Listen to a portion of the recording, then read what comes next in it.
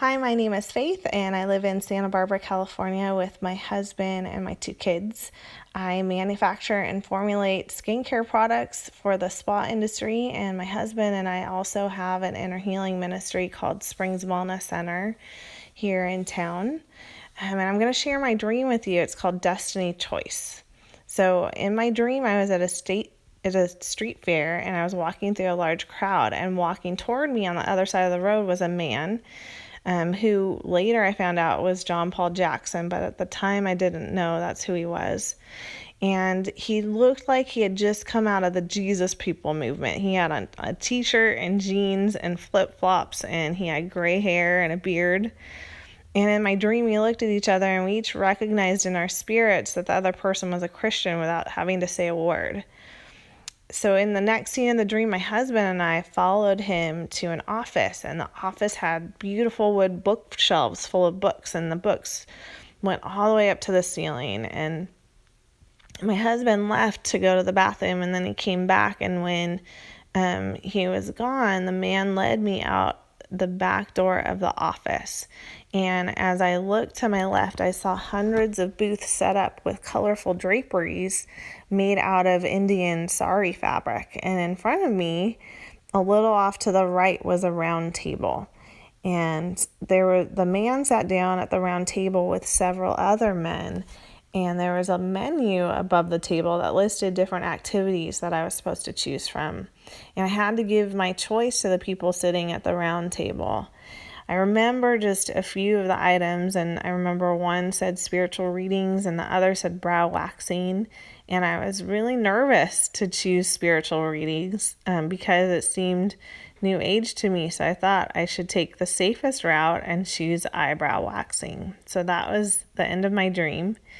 And at the time I had the dream, my husband and I had just started to become familiar with revelatory ministry. We were going to a church that wasn't a revelatory church, but they were open, and there were several people that were going to another church in town, and we just had a desire in our hearts to be part of a revelatory community, but we weren't sure how to go about that or where to go. And we had thought about moving, and we were just at this transition in our life. And so a few weeks later, after I had a dream, there were some people from our church that were going to this conference, and they invited us to go. And when we went, the man from my dream was the speaker, who was John Paul.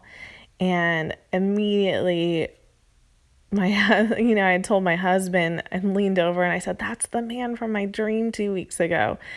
And he was talking about dreams, and he just had my attention. It was like God had my attention in that moment, because that had never happened to me before, where I had a dream about someone that I didn't know, and then I saw them.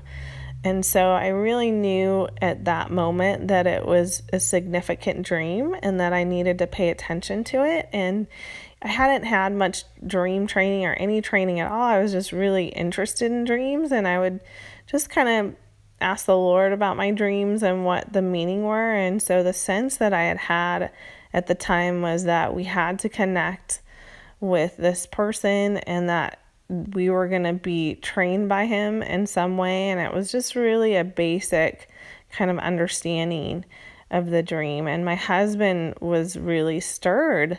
He was not only intrigued by the dream, but he was just intrigued by John Paul and just his accuracy in revelatory ministry. And he immediately got home and started looking at churches and how we could connect with this church. And so we just were both so in awe of God, and how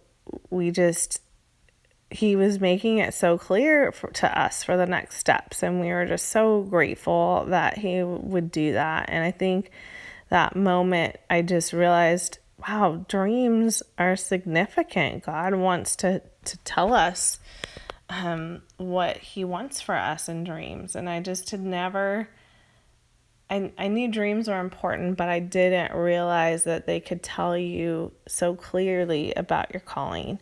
It seems like the dream and scenes have unfolded in stages over the years. I would say the first scene of my dream represented my calling, and that manifested 2 weeks after I had the dream. And the second scene in the dream represented the training I went through, and that training started about 6 months after I had the dream.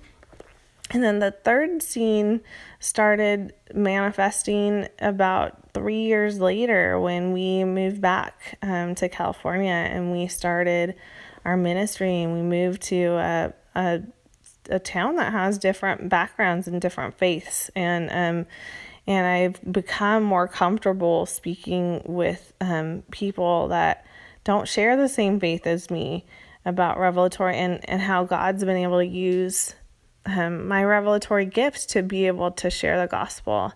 So thank you so much for listening to my dream, and I pray that you have radical dreams and that the Lord reveals his heart for you in your dreams.